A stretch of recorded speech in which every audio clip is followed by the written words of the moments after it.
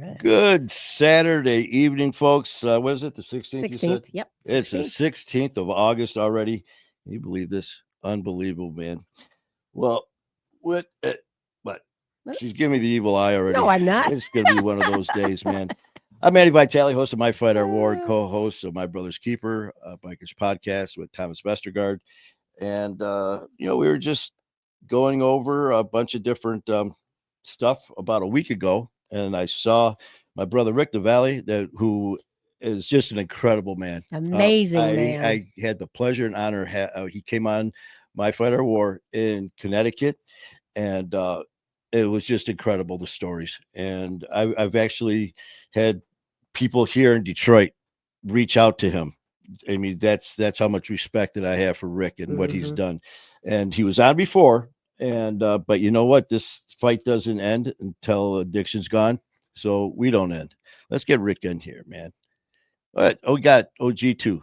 There's OG. Hi, now put me in the green room. And there she is. Okay, there. That's better. And her and Groot, but we're gonna get her busy writing. So bye, Groot. And hello, Rick. What's up, Manny? Man, I tell you, there was just so much as I was just talking about you, and then when you were on the show in Connecticut, just your story, man. I remember as I was talking about you, some of the stories of your childhood growing up, and just a wild, out of control years that sometimes, man, all you see are blinders and a dead end. And unfortunately, we know a lot of people don't ever get out of that. Man, not only did you get out of it, what you're doing, that picture right there is gorgeous, by the way, with the behind you with the pillars where he is. He's at the mansion. Yeah. And, but anyway, you know what? Let's get everyone knows Rick, and those who don't, why don't you just give a little intro, man, who you are, where you're at, and most of all, the name of your incredible organization. Yeah, man. Thank you for that introduction, Manny. Dude, I love you, man. You're in Detroit doing great work. You know what I mean? We're all over the country. We're hope dealers, and recovery's my life. And I'm blessed enough to work with people like myself. I came in 18 years ago, and that wasn't my first time. I was a retread, Manny. And, today I wake up and I have a life that I love, and I get to help people like myself, rebuild their life, reclaim their lives. You know what I mean? And I've learned, because, we were talking at Mom, you want these people, you want to save lives, but it doesn't work unless somebody wants it. Exactly. You know what I mean? And February 5th, 2008 was the morning I woke up and I wanted it. You know what I mean? And I went on this journey, and 18 years later, I have a life that I wake up every day and I love. I have a career. I have businesses. I have multiple businesses that I run, and it's helping people. It's around helping people. Mm-hmm. And it's just an amazing organization we built, not just me, with other people, and most of all God. And I'm just grateful that God chose me to run New Beginning Recovery. We've been going strong. This is in our 11th year. We started with one house, 8 beds, and we've grown to seven houses, 115 beds. Woo! And also, we have a nonprofit called the Redemption House, and so basically, that's for people, a place for people to get off the streets when they want. If they're in a sober house and they relapse, a lot of times they have to leave the sober house. So we take them in for 3 days, get them a recharge, or figure it out. Do you need to go to detox? Do you need to go to treatment? Do you want to go to treatment? And we're able to help them get the resources that they need. But Redemption House, what it does is it keeps that addict safe. It keeps them off the streets. And so we have a nonprofit called Redemption House, and we're struggling, man. We struggle. State of Connecticut doesn't give us any money. They spend money on ridiculous shit, and I'm a realist. They just gave this guy from out of state $1.5 million for an overdose hotline. So it's basically you can go shoot up by yourself. You can call the hotline, and if you have FaceTime, they'll be right there watching you shoot dope. And if you fall out, they'll send someone to fucking save you. So that's what they spend money. Now they just spent another $54 million for 4 years to give it to people that are in recovery or coming out of treatment. And instead of giving that money to sober houses so they can have more beds available in good sober houses like ours, they're going to get them an apartment, buy them furniture, and pay the rent for like a fucking year and give them some case management. And I asked the question, what if they relapse? Oh, they'll have case management. And that ain't gonna fucking work. That's a fucking disaster. So what my mind thinks, right, is these people don't want to fix the fucking problem because they want to keep the fucking job, and that's just, you know what I mean. And no. I don't sit here and play victim because I'm on a mission. I'm a man of God. I live in God's economy, bro, and it's like God revealed to me, I'm gonna make you a wealthy man. And you're going to be able to buy your own redemption house. You're going to be able to fund it yourself. And I think along the way, I'm going to meet some people that see the work that we're doing and how important the redemption house is. Because definitely. That redemption house, one redemption house bed will save the state of Connecticut $144,000, not having to send somebody to fucking treatment over and over again because they go to treatment because they got nowhere to fucking go. Yeah, it's a revolving door. It's a revolving door. And yeah, Rick, how long you been sober now, Rick? Is it 18 years you said? Going 18 years. I'll have 18 years. Yeah, in February. 18 years sober. But when you were on the show, man, I'm trying to go back and remember some of this wild stories, man, because we all have our own stories, man. But when it comes down to the core of addiction, but it's where you were to where you are now. And, it's like with the recovery house. So with redemption, so for people that may not be aware of how the system works, someone's at a recovery house and, they test positive or something. They get caught with something. Normal situation, immediately they're out the door, right? Is that how it works? Or, typically. So typically they're out the door. Most sober houses, but good sober houses will try to work with them and get them in detox. Okay. Like before redemption house, we would house manager would call me up and say, okay, so-and-so came home drunk. It's 10 o'clock at night and he pulled in the driveway. Well, listen, get his keys from him. And if he's willing to just lay it down for the night, I'll be there in the morning and then we'll figure it out. And we have such amazing relationships with the local detoxes that we're able to get somebody in detox within an hour. They got to get them insurance and an ID. But if they don't have that, then they go to redemption house. But before that, that's what it was. And then we came up, me and this guy, Pastor Dana, it was actually his idea. I just ran with it because it was such a great resource. I wanted to open it up and I felt like God, put the right people, God made it happen. And so we've been doing it for almost 6 years now, and we ain't closing. We only have 3 or 4 redemption beds, but my goal is to get that house back up and running. It's 20 bed. That's my heart. That's my heart. So, because that's contribution. You know what I mean? God gives me so much abundance. I have to contribute back, and I want to contribute back. You have been doing so much, and your houses and all that. We were just talking before we went live. A friend of ours, Diane, who has had a lot of issues. She's in recovery now. She's doing amazing. We were telling her about you and New Beginning and everything that goes with it, and she was seeing some pictures. And she's like, no. She goes, a lot of them, they mean well and they do their best. But like you just said, too, it's what, the limited funding, man. They were lucky to have a roof that didn't have holes in it and they'd have a mattress that was just on the floor. And they said there were some trap houses that were actually better than some of the recovery houses. Wow.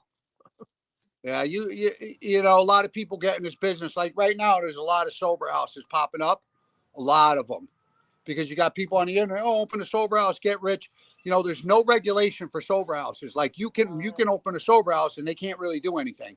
You know, the town they might come and say, oh, you can't do that, but you know, we're protected under the American Disabilities Act, so we could have up to 8 guests unrelated living in a house, and they cannot shut you down. If they do, it's a lawsuit that they've never won.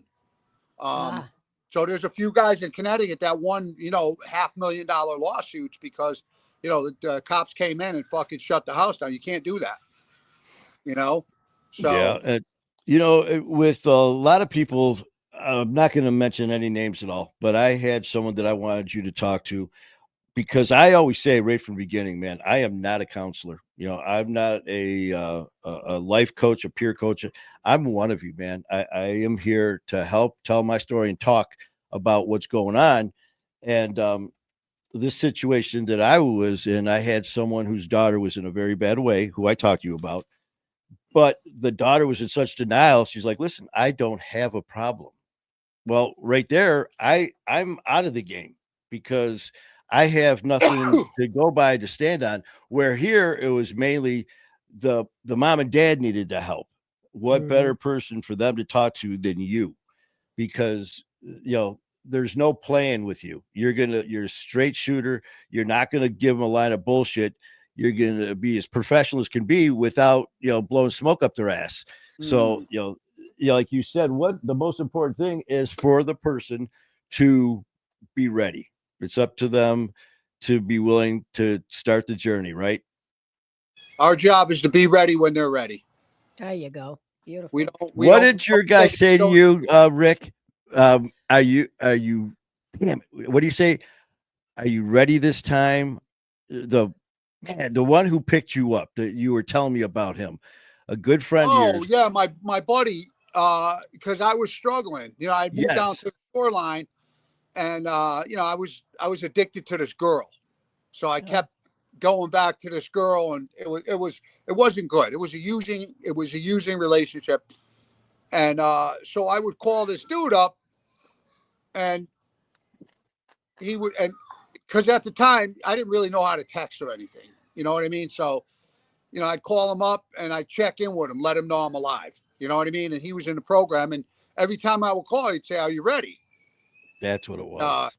Yeah, I'm ready. All right, I'm coming to get you. No, no, no, don't come. Don't tomorrow morning. All right, call me tomorrow. And tomorrow never came. That's But right. you know, that morning I called him, February 5th, 2008. Same fucking thing. Are you ready? Yep. All right. And I called him at 6:30 in the morning. He came and got me, took me to the meeting, and he said, pack a fucking bag. I had a couple garbage bags full of clothes, and I left my apartment and I went to the meeting, and he paid for me to be in a sober house I remember that. for a And couple of wasn't weeks. there, Rick, wasn't there a pretty length time from the last time you talked to him?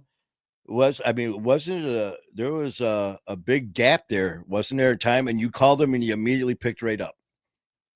Yeah, I mean, like I said, we stayed in touch. You know, even Mm-hmm. when I was using, you know what I mean. I would check in with him, you know, and I'd be Mm-hmm. like, "This sucks." He's like, "I know. Are you ready?" And Are you so ready? yeah, so you know, I've always remembered that. You know, now I I hear love he's in that. Costa Rica living. I guess he got some inheritance and he's down in Costa Rica with some woman. So I Ah, no, I don't know. I don't know if he's sipping Mai Tais on the fucking beach. I don't know what he's doing. He's You know, ready. you should call him. You Are should you call ready? him. I'm You waiting. want to come home? Listen, hopefully I got that. Listen, you know what's great about recovery? I've had the same phone number for like 14 years now. That's Yeah. unheard of. People used to Oh yeah. carry those. They used to carry those little black address books, and they'd have one just for me because my phone number used to change so much. You know. So, Yes, man. well, I yeah, tell you. man, comes Well, full Rick, circle. you've got so much going on. So how many I know that you were given some numbers there again, but I kind of lost track here. How many houses are you running right now currently? We are running 1, 2, 3, 4, 5, 6. Six Six houses, houses. including the mansion? Yes. Yeah, the Okay. man. What'd you say, 118 beds or something? Jeez. Well, we're down to about 100. We closed one house. Okay. But the mansion here is. I live in this house. This is where I live. So I Mhm. have a little apartment down on the first floor, and then I have 10 beds, 10 beds or 9 beds. And guys, they have their single room. It's a little bit of a higher end, more laid back sober house for people that are more serious about recovery. They want their own room. They want to be left alone. It's reasonably priced, but it's got a lot of amenities. It's got a cold plunge. It's I got an saw infrared that. sauna. It's got a full gym. Manny, you'll appreciate that. Yes, Woo! Peloton man. bike in the living room. I got a massage chair. It's a great, very, as you guys could see, Yeah. Yeah. It's gorgeous. Look at that. there's my Ah. flagpole. There's another man Jeez. over there next door. But yeah, it's You know, just another thing that's happened to me in recovery that it's just unexplainable. Just Rick, people unexplainable. see you. Look at that. They see you right now. They hear you talking. They see not only, hear you, but they see physically what you've accomplished and what you've done. That, not a lot of people know your backstory. And I know there's a lot. Why don't you give people just little snippets of What the where Reader's- you the were, Reader's just Digest just version? for those who are struggling right now to think, yes, it's always easier said than done, and it is, but you got to put it into work. Why don't you tell people how your past was? So I mean, I grew up. My father, that song "Papa Was a Rolling Stone." Mhm. Wherever he laid his hat was his home. My father was he raising 2 families, one on the one side of town, the other on the other side of town, and then he had all these baby mamas around. He had 16 kids by 5 different women, Oh, and God. he was never in my life, and that was a great source of my fucking pain. You know what I mean? The person that hurt me the most was the one I wanted to love the most from, because my mom, my mom couldn't be my dad. You know what I mean? And every son wants his dad. So, Oh, so that was a big source of my pain. Dropped out of school, you know, got into harder drugs, and when I was 30, I landed in prison for the first time with a 5.5 year sentence. And I remember going to prison, and I had never tried recovery. And when I got there, I had this spiritual awakening. So I was at the jail, and my cousin was there. I was 30 years old, and this is where I was in there, and I'm like, fuck, I'm 30 years old now. I'm doing time, and so my cousin's there, and we're in this level 2 jail. So it's basically guys that are going to be going home or low level crimes, and we're out in the courtyard and we're smoking some weed. And I remember I got super high, and I was sitting there watching the sunset, and my cousin's talking to me. And you ever see Charlie Brown, Yes. the Peanuts, when the yeah. teacher talks, wah, wah, Oh, wah, wah, oh yeah. That's and what happened with OG. Oh. yeah. Yeah. So we're dating ourselves, but Yeah. so, so I'm sitting there in the sunset, and we're sitting on this picnic table smoking a joint, and Mike's talking to me, and I'm like, fuck. I said, that's me 10 years ago. Like, because he wanted to get some dope and start making some moves and start doing this in jail. And I'm doing the same shit we're doing on the outside. And I just remember, I said, I don't want to fucking do this anymore. So I looked at him. I had some weed. I gave it. I said, Mike, I'm done. And that was my moment. I was ready. You know what I mean? And I went back to my bunk, and I got on my knees for probably the first time in my life and said, God, please help me. I don't want to live like this anymore. And so I got serious about recovery. I ended up going home. That was 1991. I was in jail. I ended up going home at the end of 94.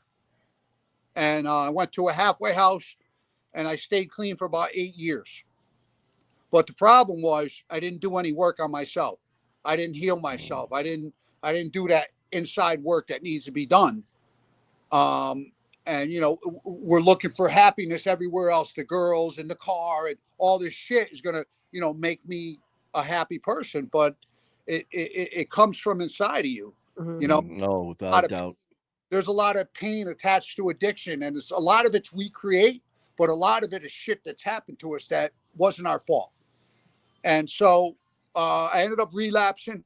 Ended up going back out there for about 8 years.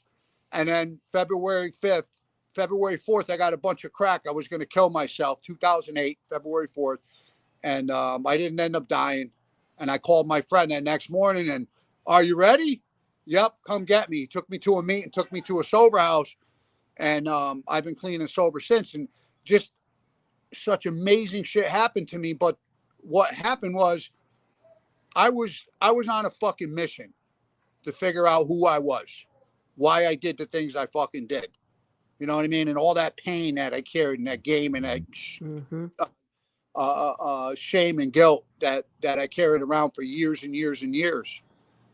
And, it took me a few years to, really get healed from my father. But when he passed, my aunt called me out of the fucking blue. And it's like, your father's very sick. He's going to die.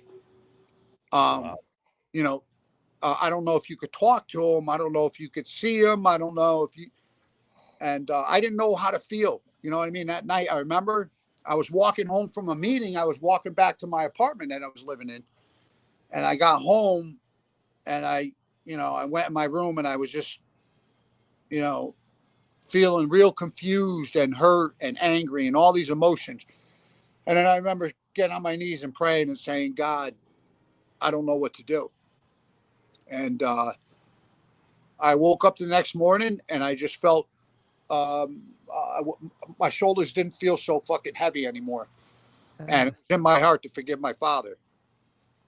And so I called my aunt and I said, I'm probably not going to be able to get down there, but tell my dad I love him and I forgive him. Wow. How long's it been since you've seen him? Oh, shit. Last time I saw him, he showed up out of the fucking blue. And he did something that was real fucked up, man. The last time I saw him, or one time before that, he had called me. I was at work, and when I was sober for that, after I had gotten out of jail, he had called me. And I went and met him for pizza. And I was living with this girl. And so her and I drove down to the shoreline to go meet him and my uncle. And he goes, I got a surprise for you. I said, okay. So I go down and fucking meet him. And dude, I was so fucking like anxious because I wasn't who I am today. I wasn't really like able to handle it like emotionally. I don't think, because it fucked me up, going to see him. And so we're sitting there having dinner, and the fucking waitress comes around and says, oh, so let me tell you about my surprise. My surprise was I met my little brother, Justin. He was like 10 years old. And my dad was like 58 at the time. So he probably had him later in life, but it was my little brother. And, I'm meeting him for the first fucking time, and I'm all emotional about meeting my dad. And froze up. It was like a stab in the heart because he's telling me about this great life that him and Justin have together. Justin plays baseball and, how he works with him. He coaches his baseball team. So it was very fucking painful, that meeting with him. But then the fucking waitress comes around and says, well, how do we, do you guys want to separate bills? And my dad goes, yeah. Like he wouldn't even pay for my fucking pizza. Wow. So yeah, dude. So it was, there was a lot of hurt. So fast forward to, that morning I woke up and I called my aunt and I said, tell him I love him and I forgive him. And I felt lighter. My heart felt, fuller, like, and yep. It was a big lesson about forgiveness. And I think it healed me at that time. And then fast forward about 5 years, and I find out that my ex-wife is pregnant with my first son, and I'm 49 years old. And then 18 months later, my other son came, Carson. So I have 2 kids. They're 9 and 10. And I guess you could say I live vicariously through my kids because I'm in their life, and I'm a great dad. You know what I mean? I love my kids. I'll die for my kids. You know what I mean? And everything that you wanted that you didn't have. Yeah.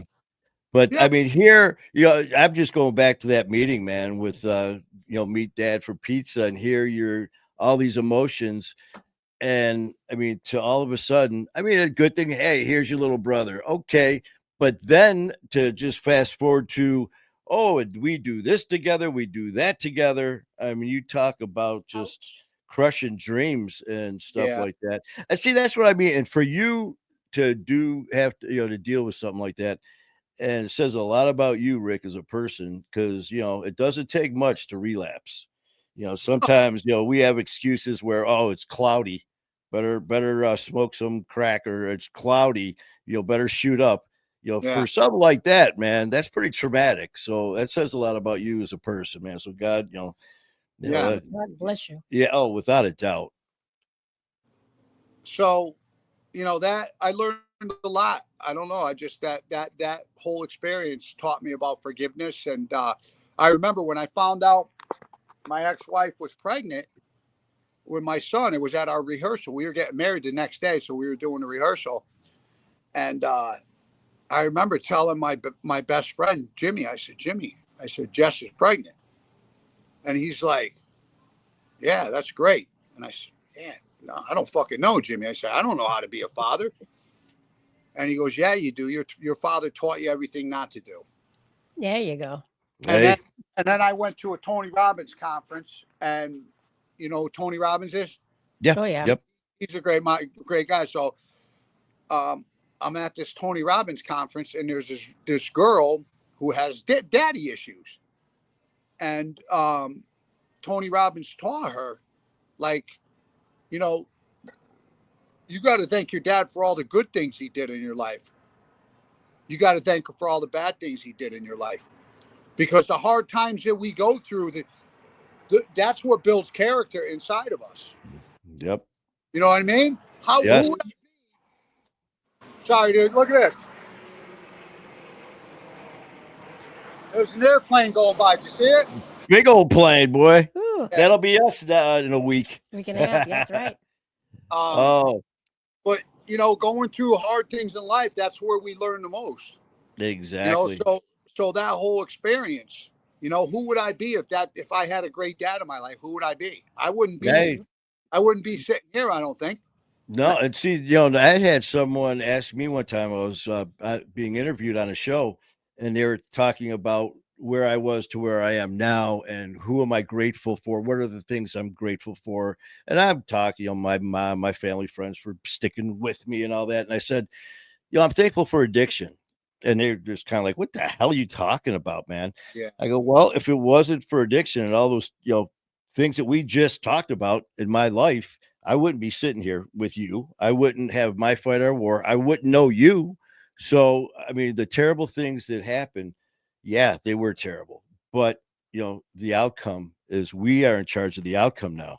Before, addiction was in charge of everything. When we got up, when we went to bed, when we ate, who we, everything. If we worked, if we didn't work, now we're in charge. So, yeah, it was like, addiction made me who I am today. So just like what you said, but There's that man, old line: "What doesn't kill you makes you stronger." yeah, You know, yeah, Yeah. and exactly. you guys are proof of that. Absolutely. Oh, without a doubt, man. And the people that you're helping is just, I always say too that no one would blame you, Rick, or any of us that are on the, in recovery, that if we just focused 100% on ourselves and our immediate family to be the best us, and moving forward. But that's not what we do. I mean, what do? We reach out and lend a hand to the next one who needs help. And you are doing it big time, man, between the New Beginning Recovery, the Redemption House, everything else you got going on.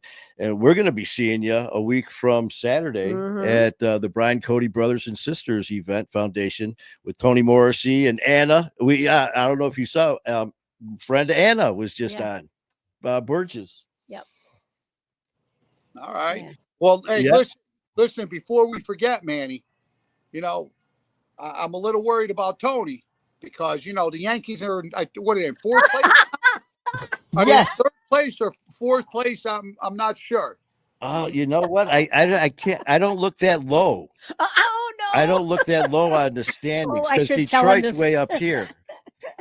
I forgot about that, Rick. Oh, man. See, that's why I love you, man. It's just like Yeah. you always come up with something. It's Well, you just like, see the hat he's got on, right? oh yeah, yeah. In fact, I got to bring you some stuff. You want to hear a great joke? Definitely. So there are these two guys here in AA, and they're old timers. They're like 80 years old, and they've been sober for like 50 years. And so one day they're sitting there having their coffee, before a meeting, talking. The meeting before the meeting, and one of them says to the other, he says, "Hey, I wonder if there's AA meetings in heaven." And so they ponder it a little bit, and then one of them says to the other one, "You know what? If one of us dies, make sure we come back in a dream or whatever to tell the other one if there's AA meetings in heaven. I want to find this out." So 3 months later, one of them dies. And so the guy that's still alive, he's sitting there, having his coffee one morning. He starts thinking about his friend. All of a sudden, his friend's coming down in like this cloud. And he's like, "Oh, it's so good to see you." And, they're sitting there shooting the shit. And he says, "Listen, man, I got good news and I got bad news." And he says, "Oh, what's the good news?" "The good news is there's AA meetings in heaven." He said, "Well, what's the bad news?" "You're speaking Friday night." Okay, we got to write this down, man, because I'm Uh-huh. going to be a guest speaker at the event for Coach at the Brian Cody. I might have to throw some of these little one-liners in there. That's good. Oh man, Rick. Rick, are you speaking on Saturday, or you're gonna have? Or you have a table, or what do you got? If I am, we have a booth. We have a booth. Oh, a booth. Okay, good. If I'm speaking, I'd rather not know, because then I'll be thinking, so you know how we get. He would have told you. Well, I tell you what I'd like to do is I'm going to bring like the tripods and stuff like that. I don't know what we have set up. No, it doesn't matter. Doesn't matter. We fly by the Coach seat of was our saying pants. We're that good. we might be sitting with people, like might be me and you doing like question and answer thing. But what I'll do is we'll come to your booth and we can set up the cameras right there. Me and you can go live from the event. We'll set it up and do that. That way we could talk about Coach, Tony, Mimi, all the Morrisseys of the Brian Cody event, what's going on, new recovery beginning, my fight or war. We'll throw it all in there. And I feel that you're going to run into somebody at the meeting that's going to actually maybe give you some money from Connecticut. I'm feeling that for you. What's that for me? Yeah, for your for new recovery. Why not? We're so blessed. Every month we pay our bills. We figure it out. You know what I mean? But I would like to have seen you get that 54 million. Okay, just saying. Oh man, that's insane. You talk about saving lives. All I need is $500,000 a year, and I'll run a redemption house, 20 beds, and we will get clean and sober, stay off the streets, get them back on their meds, get them man, help them find a job, get them a recovery coach, get them a free haircut, get them a bicycle, get them a bus pass, get them clothes, whatever they need, we'll help them get it. But you got to be ready. You got to come and you got to want it, because that's the only way it works. Rick, I tell you, man, that's why last week when we were just going through stuff, and like I said, I saw your name or something, and I told OG, I go, man, we got to get a hold of Rick again, just to go on for, I always say it doesn't have to be a reason, man. Just come on and say hi to your family and people you love and all that stuff. And, you have done so much for so many. Talking to Anna when she was just on about Peaceful Mind Treatment Centers. We were talking about her and the same thing. She was sitting in her yard too, in the back patio. And she was. She started talking about you, and she's like, Rick, she just loves you. And she said, everything that you've done. And I go, everyone's pointing the finger at everyone else, what everyone else has done. I'm like, look what you've done. But we don't want, she's like an Energizer bunny, but everybody's so good. Everybody gives so much. Oh, without a doubt. Well, it works because we're all involved with it. We all have a different job. Exactly. Exactly. And what you're doing is you're showing that there is life. There is recovery. Does it take work? Hell yeah. Is it easy? No. But, is it worth it? Yes. You know what I'd like to say is, it's one thing getting sober, right? You could attest to this, Mhm. I'm sure, man. One thing, Mhm. getting sober, but the other part of it is staying sober. And there's a line there, because you Man, get sober and you start doing all these things, going to meetings and having a sponsor and getting a commitment. You know, like I love find God, clean house, help others. I think that in 6 words, uh, in a nutshell, that's what the AA program yeah, is about. But so we do all these things to get a great life, and then a lot of people stop doing those things and they lose that great life. You know what I mean? So I've learned Mhm. yes, how, and especially working with addicts, because I used to I used to take a lot of things personal. Someone overdosed, I took it personal. Somebody relapsed, I took it personal in the beginning years. But then I learned it's not up to me, it's up to them. But my job is my recovery. I have to take care of myself. So yep, I have to do those self-care things. And today I love myself. So I take really good that's care of myself. A good analogy that sometimes I'll use with these guys, I'll say, if you met a girl, how would you treat her? Like this girl, you fall head and over heels in love with her. You know, there's a rain puddle, you'll put your jacket down for her. You know what I mean? You'll do anything for her. I said, what would happen if you started loving yourself that way? What would happen to your life? What would happen to you? Amen. That's yeah, that's a great analogy, and that's the way I look at my life. Like what would I do for? I would do it for myself first. Like Mhm. you, I have a beautiful Mhm. friend. I have a beautiful girlfriend, but I got to love myself first. I need.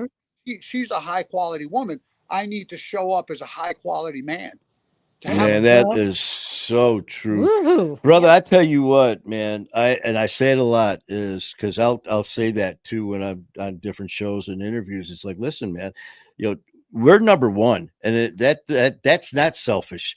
That's not being narcissistic, man. You know, it's take care of number one first before you can take care of number two. And what your big saying is, You you know, mean, well, there's one is my Lynn loves Lynn. there you go. And I like. I've said that for years. Lynn loves Lynn. That's my name.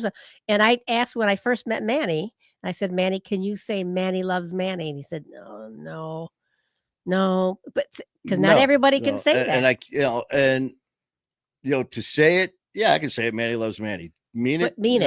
Yeah, right now. We're still working But on we're that. working on. But when you said that, made me think about what you just said.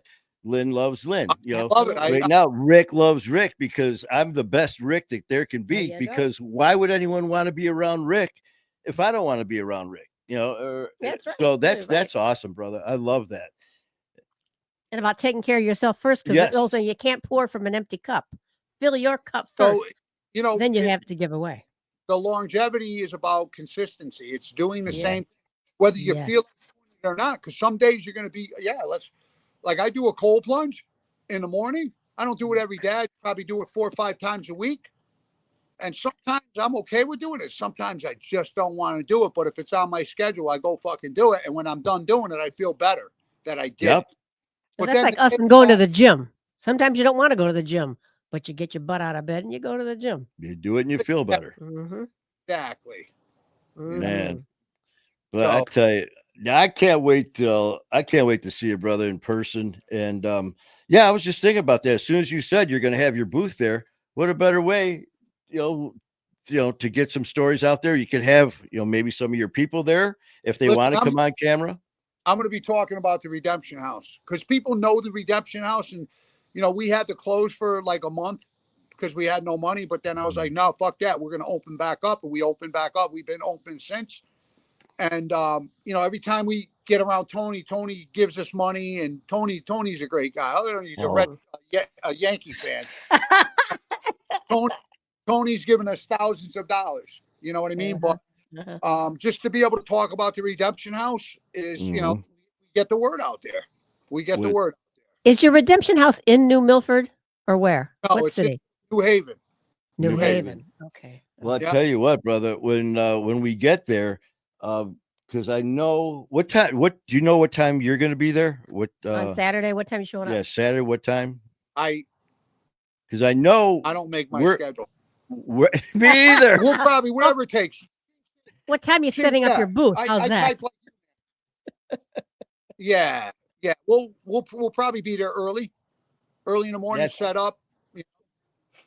We'll be there early. We'll be there in the morning, and I know that they're starting the entertainment and music and all that's going to start like 9 o'clock with get things rolling. He has an itinerary, and I know I'm speaking at 1 to 1:15.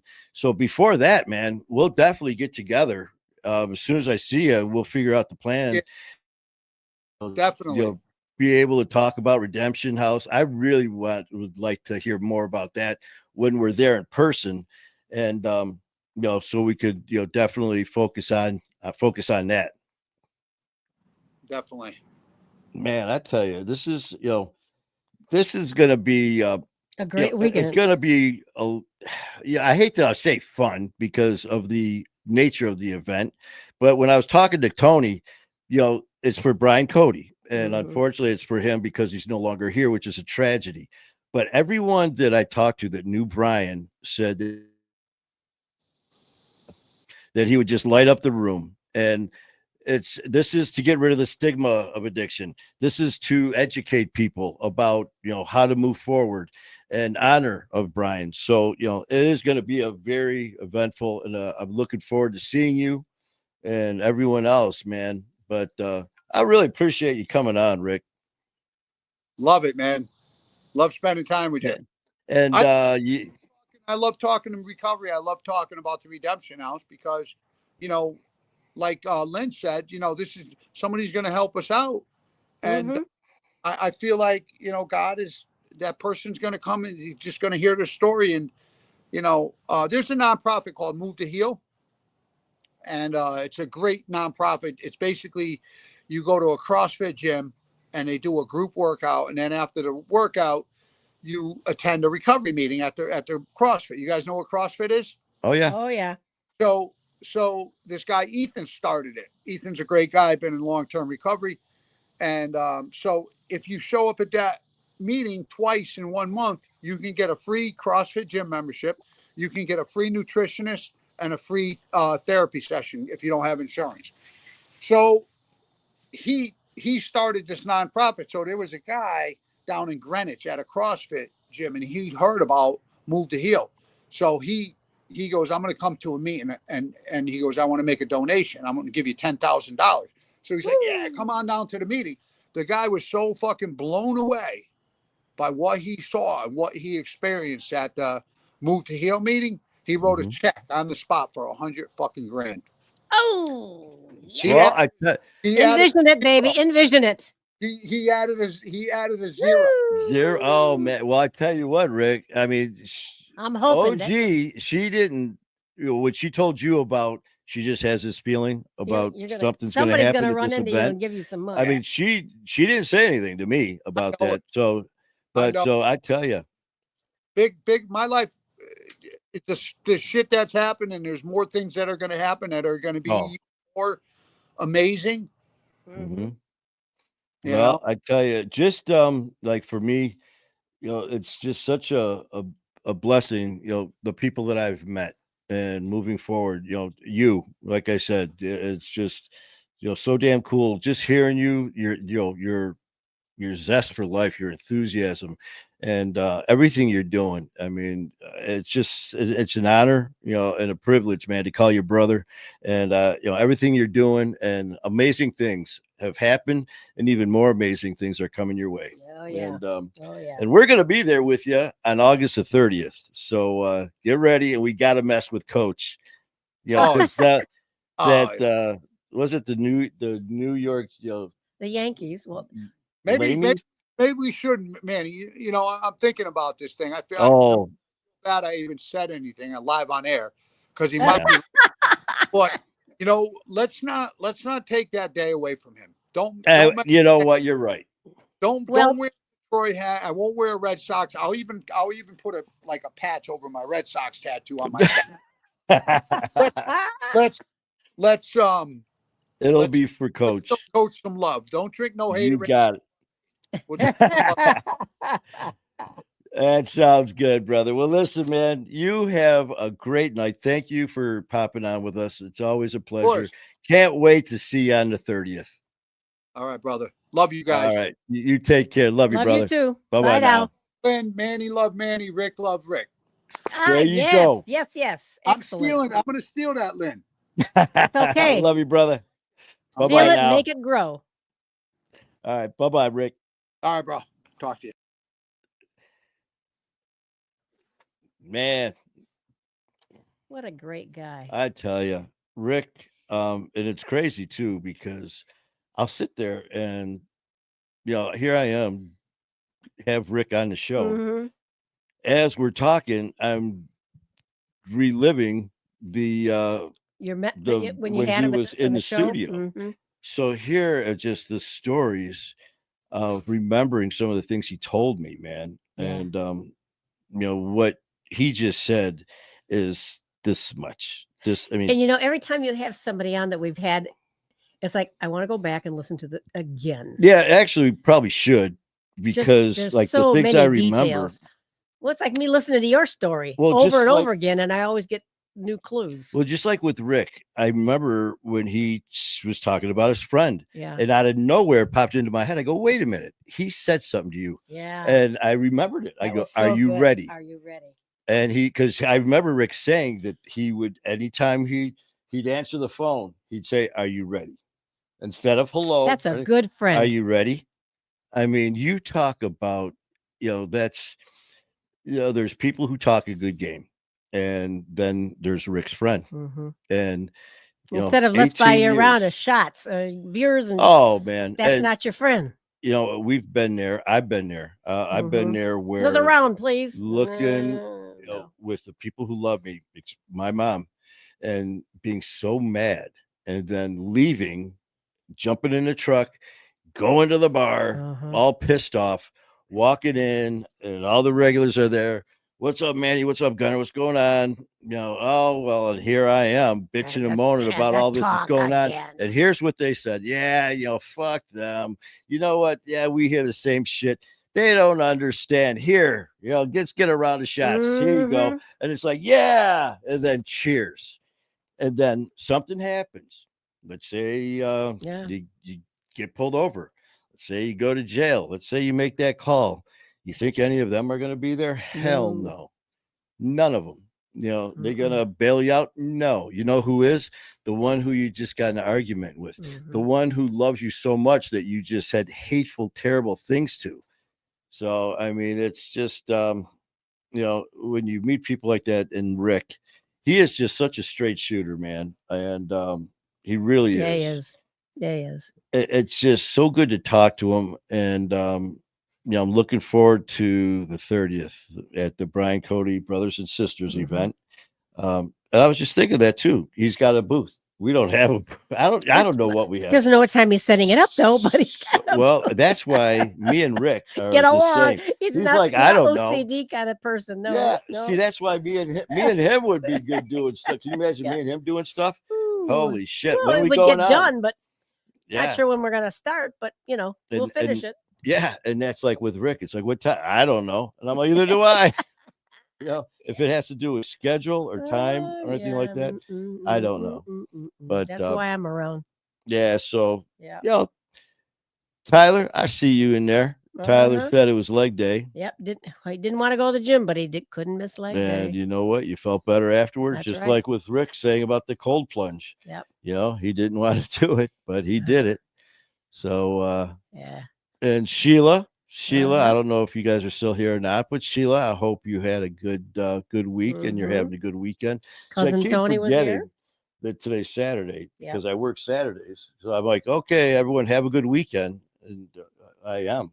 I said, No. we already are. Yeah. It's Where like, are you? Oh, shit. That's right. It's like, well, it's Saturday.